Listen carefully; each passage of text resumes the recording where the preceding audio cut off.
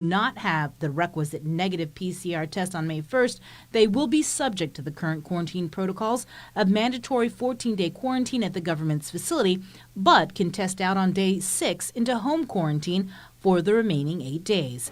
It's not clear at the moment whether the governor will be changing the island's pandemic condition of readiness to PCOR 4 or lifting the public health emergency declaration on May 1st as we prepare to reopen tourism. We're going to market it by saying Guam is safe, and that, these guys internationally are tracking it. They know. They know through the World Health Organization, they know through public health, and they know through CDC that Guam is doing a fantastic job in protecting our people and our islands. So we'll market it as a safe place, a safe destination. For now, it is full steam ahead down the path to half, and hopefully down the road we'll get that $660+ million in federal aid. We're tracking every day, but we still don't have any. None of the other states have gotten it. I think they're trying to do the guidelines. Could a proposed reduction in the business privilege tax threaten Guam's eligibility for pandemic relief under the American Rescue Plan? Senator Joe San Augustine is seeking clarification from the U.S. Treasury Department on a provision he says may do just that. Nestor Canto has more. In a letter to Treasury Secretary Janet Yellen, Senator San Augustine raised questions about a section of the law which prohibits the use of the COVID relief funds to, quote, directly or indirectly offset a reduction in net tax revenues. The Finance Committee chair asks if Guam would be ineligible for aid if a series of local tax measures, including the business community's much-sought reduction in the BPT, were to pass. In a news release, he also listed several others: a 2% tax break to businesses who earn $250,000 or less in gross receipts, a 2-year waiver of business license fees, a repeal of the GRT on medical equipment and telemedicine technology, tax rebates for personal protective equipment, and grant programs for small business startups, displaced employee workforce incentives, and rental assistance. San Augustine is requesting Secretary Yellen's immediate action to interpret the provision. He credits Congress's foresight in providing support via the state and territorial governments. He writes that, quote, the people of Guam are in dire need of this assistance, and we are in no position to reject this form of relief for our people. For Guam's News Network, I'm Nestor Lecanto. A Bureau of Statistics and Plans employee was arrested for resisting arrest as a misdemeanor. According to a magistrate's complaint just before 5:30 p.m. last Friday, police responded to a terrorizing complaint at Adaloop. When police arrived, they found 48-year-old Emmanuel John Cruz Uggan arguing with other Adaloop staff in the Bureau of Statistics and Plans office. Officers asked him to step into the hall and told him he was going to be arrested. Uggan allegedly popped his knuckles and stared intently at officers, then stepped into the hallway. According to court documents, Uggan refused to be handcuffed and police had to use a taser twice. Uggan is on pretrial release with conditions not to possess any firearms or deadly weapons. Court documents state that when police conducted a pat-down, Uggan had a black folding knife on him. In district court this morning, Eder Cortez Zelaya pled guilty to conspiracy to distribute meth charges. He allegedly committed the crime over a span of 4 years from 2010 to 2014 by agreeing with others to bring in drugs through the U.S. Postal Service sent from Las Vegas. According to his plea agreement, the defendant assisted federal drug convict Francisco Arias by receiving money through bank accounts from individuals retrieving the packages of meth on Guam. He also admitted to helping Arias send 9 packages to Guam, in which video footage recovered from post offices in Nevada showed him mailing out the meth. A total of 616 grams of meth was involved in this conspiracy. Cortez Zelaya faces a maximum of 10 years to life in prison, a 5-year supervised release term, and a $10,000 fine. The court allowed he remain released on conditions. His sentencing was set for June 28th. Federal Magistrates Judge Michael Bordalio admonished Evan Montville-Cohen and allowed he remain released on conditions. Montville-Cohen appeared with Assistant Federal Public Defender Brianna Kotke for an initial appearance on a petition to revoke his pretrial release. In court this morning, he admitted to 1 positive drug test and has since had 6 negative tests. Because of this, the court stated it will not take any further action as long as he continues to test negative. In March of last year, an indictment charged him with aggravated identity theft and wire fraud. He was arrested for allegedly using one of his employees' personal information to rent an apartment in Tamuning. Not just a beacon of hope, but a place women can eventually call home. That's how Lighthouse Recovery Center Director Valerie Rages describes the up-and-coming facility for women. KUAM attended the groundbreaking ceremony in Teason this morning. Here's a look. In 1998, a young lady was arrested for felony possession of drugs. She spent some time in the Department of Corrections, was placed on probation, and found herself a single parent of 3 children. She had no job, no car, no plans, just feelings of being lost, stuck, and at one point, hopeless. At that time, there was only one day treatment option available at New Beginnings. That's according to Salvation Army Lighthouse Recovery Center Director Valerie Regis. And that young lady, despite all odds being against her, she entered the treatment program and learned about recovery. Her extended family members didn't believe that she would change, called her a druggie, called her a criminal, claimed that she would never do anything with her life, and basically wrote her off. Although this woman's story is still being written. And some of you may ask, what happened to this young lady? Where is she now? Her story hasn't ended. She humbly stands before you today as the director of the Lighthouse Recovery Center. Regis shares her personal story of struggling with drug addiction, standing before the entire community as a testament that treatment works and recovery is possible. Today, she proudly hosted the groundbreaking ceremony for what will be a new home called the Guma Famalawan Women's Lighthouse Recovery Center, for all women facing similar challenges as she once did. From day one, they will be encouraged to have contact with their children and will be supported in their journey to a better quality of life.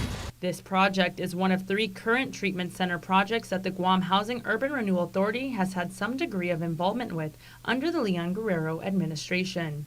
Governor Lou Leon Guerrero was in attendance this morning and says it's been a long time coming. Even before we joined the world in this long struggle against COVID-19, Guam has been fighting for decades to beat the growing tides of drug addiction. Just last year, Customs seized over 100 pounds of methamphetamine, proof that even a pandemic cannot overcome addiction. I've said this many times before, but one of my biggest fears is that our island will succumb to fentanyl. Armaga Hago went on to explain how the administration is actively working to establish a cargo screening facility at the seaport to protect all our ports of entry, and that they are also working closely with the United States Postal Inspection Service for regular drug interdiction efforts at the post office. She adds that it's important for drug addiction to be treated as health and medical issues. Our administration will continue to prioritize affordable, accessible, and available drug treatment options for any person who wants to rebuild their life. Rebuild their life, just as Regis has done. And I am here today to tell you my story so that you know that there is hope. Please don't give up on someone who's struggling with drugs, because we are not hopeless. Stick around for more news here on Primetime. You're watching KUAM. Whether you use your truck for work or play, you can count on Ram trucks. Built to deliver today and built to deliver for many years to come. Here at Cars Plus, it is Ram Truck Month, where you can get the best deal on a new Ram 1500 starting at a new low price of $31,995. You can call us at 477-7807 or visit our website at carsplusguam.com and schedule your test drive today. While we've all been through a lot over the years, typhoons, earthquakes, and now COVID-19, we've been able to get through these together. For more than 80 years, Cabal's Insurance has been protecting your homes, your businesses, And the health of your family. We are here today and we'll be here tomorrow. There are better days ahead. Tomorrow's a new day filled with hope and choices. The possibilities of what we can achieve together are limitless. let's continue to work together to ensure a brighter tomorrow for all of us. Swim on in for Ruby Tuesday Seafood Sensations and enjoy your favorites from the sea in perfect time for Lent. Get hooked on lobster mac and cheese, the salmon loco moco, or the deep sea pasta. There's a bounty waiting for you on the RT Seafood Sensations menu at Ruby Tuesday Guam. Jamaican Grill remembers this past year and offers you the Hoffaday Special, available March 29th through March 31st at all our Jammin' locations. It's a two-mon pan full of our famous jerk chicken and ribs with plenty of red rice, all for only $19. That's enough Jamaican Grill to feed the whole entire family. The Hoffaday Special is our way of saying, let's get up and move. We've come a long way, and we've got a long way to go, but we got this, Guam. Yaman, together we can. KUAM News, winner of the 2020 Regional Edward R. Murrow Award for Excellence in Social Media. Welcome back. A bill to permanently let the GVB board administer the Tourist Attraction Grant Program went through a public hearing on Tuesday. The measure by Senator Tony Ada sets up two categories of recipients. The first is made up of the Department of Parks and Recreation, the Mayor's Council, and the Village Municipal Planning Councils. The second is made up of more than 20 local cultural nonprofit groups. GVB Vice President Jerry Perez. If enacted into law, the GVB will be able to actually entertain grant applications from the pool of qualified applicants, and it can be of strategic value as well in coalescing a more unified purpose in satisfying mutually beneficial objectives, in building and maintaining the brand equity that we aspire, and in authenticating the story we tell about ourselves today and tomorrow. Paris says for the past few years, the total annual grants averaged a little over $500,000 a year. The program is funded by legislative appropriation, federal grants, and private donations. It's been nearly 46 years since the war in Vietnam ended, but the folks at Humanities Guam are ensuring that the stories of those that fought in the battle live on forever. Tyler Matanani reports. Out of approximately 16,000 veterans on Guam, about 8,000 are Vietnam veterans. The Humanities Guam's most recent project, Veterano Gigeren Vietnam, in their own words, in their own language, will tell the stories of 25 Guam veterans who served in the Vietnam War that occurred over the span of 20 years. The project holds its own unique value, not only because it focuses on Guam veterans, but the interviews themselves will be conducted primarily in the native language. Project Director Dr. Robert Underwood. Hence, we need a linguist and 6 interviewers. We need 2 veterans to help me find these 25 veterans and also ensure that the questions are good. And of course, we need an administrator, and that's Kim over there. So that's the whole project. Guam Humanities will also hire a website developer who will be tasked with creating, maintaining, and ensuring the dissemination of information via the website, which will include the 2-hour-long interviews of the veterans, along with additional information on them, as well as those who have passed away. They'll be working with Kaipali'ihone Language Archives at the University of Hawaii, where the stories will be stored along with the Veterans History Project in Washington, D.C. They're going to make sure that this is archived appropriately and technically correct, and they're going to use their experience of having over 100,000 veteran stories already stored at the Veterans History Project at the Library of Congress. Veterano Gigeren Vietnam was made possible through a $40,000 direct grant funded through the National Endowment for the Humanities and will record the unique experiences of Chamorro Vietnam veterans, their stories, perspectives, their experiences and feelings on the conflict and its effect on their lives. They hope the stories that emerge from the veterans will lend credence to the events that happened in Vietnam, but more importantly, identify any individuals that may be deserving of an award and perhaps insert their name in compliance with the National Defense Authorization Act of 2017. The most important thing that we can give these veterans is our respect. And I think by doing this and highlighting them and giving them an opportunity to demonstrate our respect for them, we plan to have, people are researching the life stories already of the people who died in Vietnam. And then we're going to have a memento section. And so we have people who are doing that research already in the States and, cooperating groups here. And there's issues that are ongoing now. Agent Orange, PTSD, illnesses that are sort of unexplained. Some are tied to, being a senior citizen, but some are just tied to their service. There were anywhere from 300 to 500 servicemen from Guam at a time serving in Vietnam. Out of the nearly 8,000 Vietnam veterans on Guam, only 120 are registered members with the Vietnam Veterans of America. The project is expected to be completed in the next 4 to 5 months and will hopefully encourage other veterans to come forward and tell their story and possibly offer some form of healing and closure for those that have served and sacrificed. Reporting for Guam's News Network, I'm Tyler Matsinani. If you've ever been to the Valley of the Latte, then chances are you probably met her. But as Sabrina Celis Matsinani reports, a Talafofo family is mourning the loss of a loved one that has put smiles on the faces of hundreds of people from around the world. She's not only a caribou, she's a friend, she's a part of the family member. It was on Sunday John Uggan got the news from his nephew. He saw that her nose was bleeding, and checked the side and found out that there were possible bullet holes. His beloved Onghit was shot. He went right through. Uggan believes a poacher shot her with a high-powered rifle and left her for dead. He was a happy trigger and shot it, and later on when he recognized that it wasn't a deer, it was a caribou, he got lost.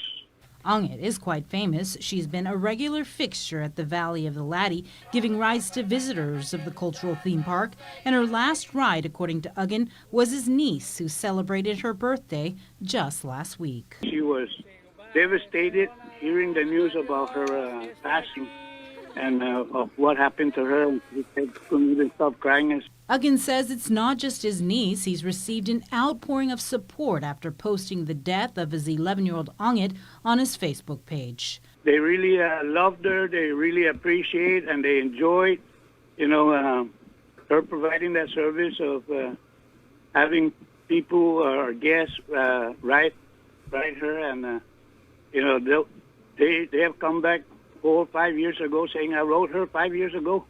I wrote her 4 years ago. Those are the things that matters. Although he has no idea who shot Onghit, he is hoping someone will come forward so he can have closure. So I'm asking for the individual to just come out and, at least say he's sorry, but that's it. And to his caribou, who is now flying high with the angels she was named after.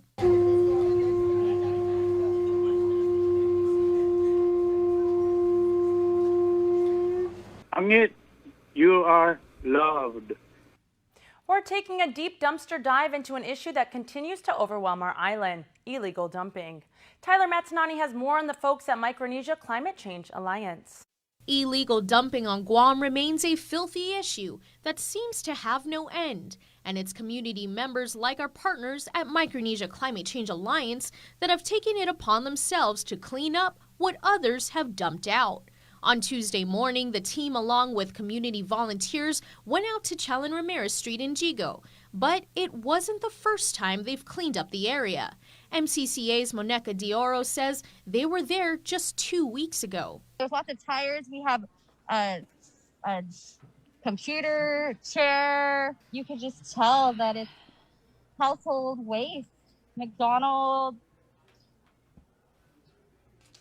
But mostly, I would say, mostly beer cans and just a lot of diapers.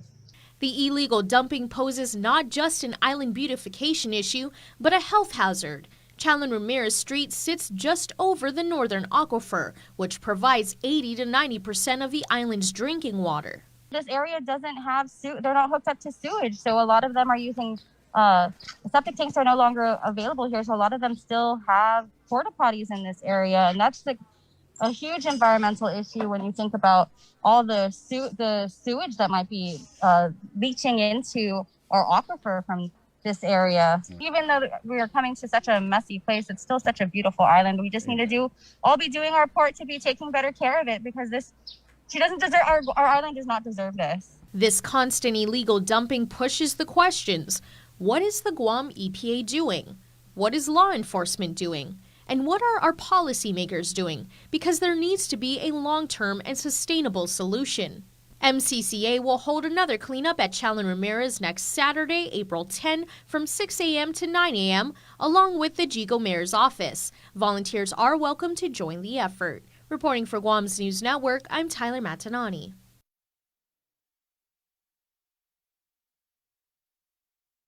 Coming up, Dave Delgado has a recap of local sports. Keep it here. You're watching KUAM.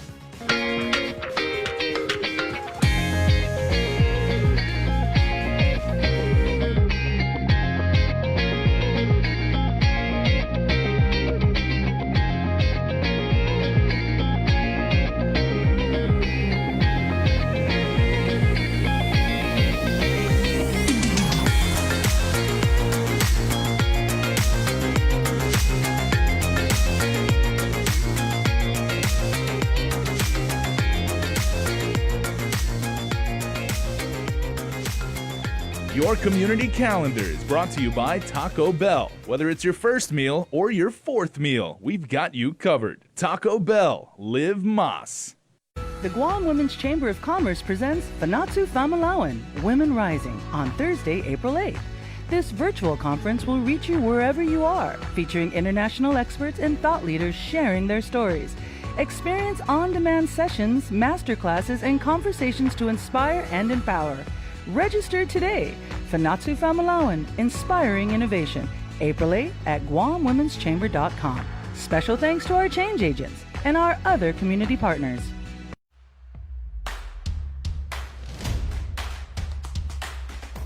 For the different beats of your life, we're here to keep you connected the way you want it.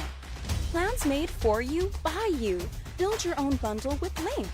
Select the internet, entertainment, mobile, and home phone plans that fit your lifestyle. Pay for what you want, not for what you don't. Build your own bundle and save with Link.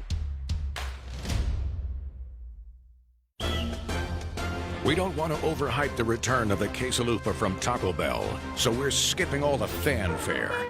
Oh, man. We'll just tell you, the quesalupa's cheese stuffed shell is back, and we think you'll like it.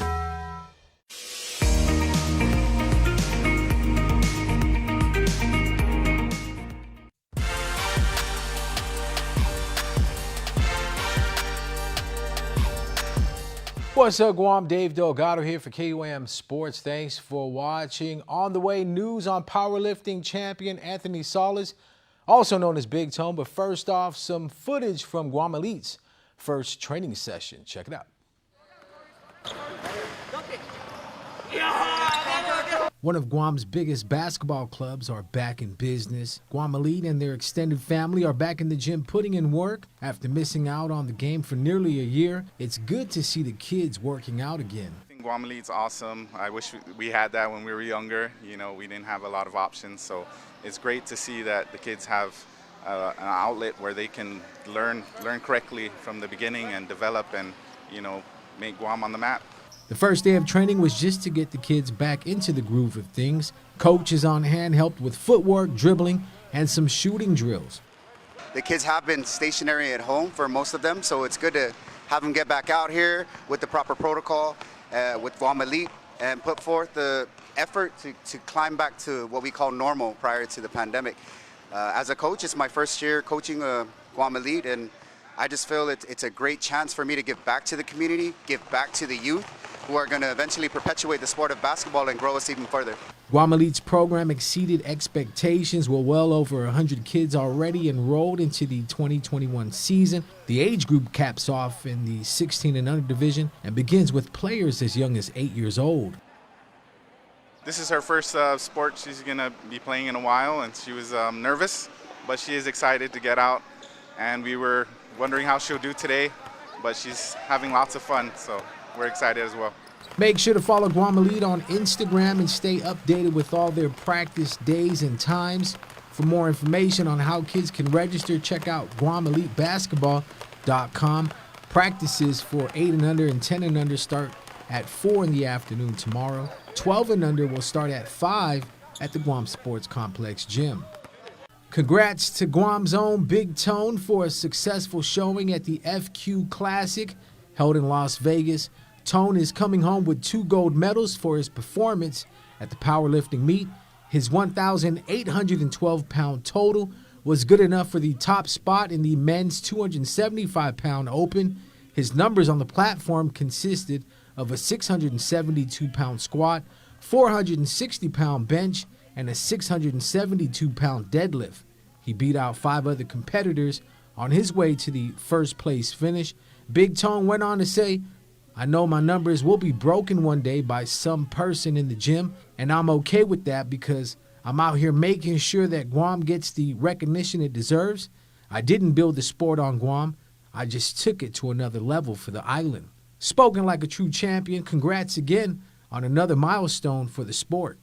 In other news, Guam Football Association donated cases of basic necessity items to victim advocates reaching out at the GFA National Training Center in Harmon. The contributed items were from a week-long community donation drive organized as part of GFA's celebration of women's football during the month of March that began with the AFC Women's Football Day on March 8th and also included a health and wellness fair for women, a roadside cleanup and bus stop adoption by the Guam U20 Women's National Team, and the ISH Island Soccer Hunt Contest, among others.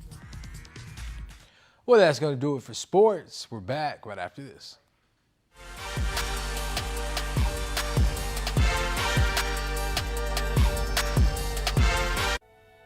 We knew it was time to make these when we started asking things like, wouldn't it be nice to be able to get a warm cinnamon roll right now?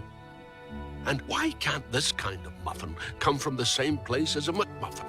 And isn't your coffee lonely without company from a glazed apple fritter? Well, consider these our 3 resounding yeses. Meet the new bakery sweets at McDonald's. Ba-da-ba-ba-ba.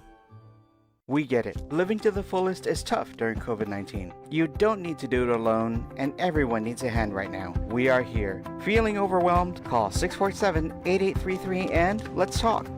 Mangeg is a project of Guam Behavioral Health and Wellness Center. Guam's auto appearance specialist, Elegant Reflections, has been providing the automotive industry with professional detailing and car care products at its highest quality, from complete detailing, full interior detailing, exterior detailing, headlamp restoration, hand washing, seat and carpet shampoo, engine degreasing, undercarriage cleaning, paint sealant, fabric protection, paint oxidation removal, and so much more. Visit us at our new location. Call 646-5555 for an appointment. Elegant Reflections, Guam's auto appearance specialist, over 20 years of experience. And before we close out the news tonight, our latest round of birthday shout-outs from the Cold Stone Creamery Birthday Club. We got a paired birthday shout-out tonight, so happy March 30th birthday to Helen B. Flores. Happy birthday to Nina and Auntie Helen. Please enjoy your special day, and we love you always. This shout-out's coming from Tyra Joy and the rest of the family. And happiest 15th birthday to Kyla Seguenza, who celebrates a birthday today. We hope you both blow out the candles, spend time with the ones you love, have a fantastic day, smile all day, because today is your birthday and it's all about you. Remember, you can be part of the Cold Stone Creamery Birthday Club by registering online on KUAM.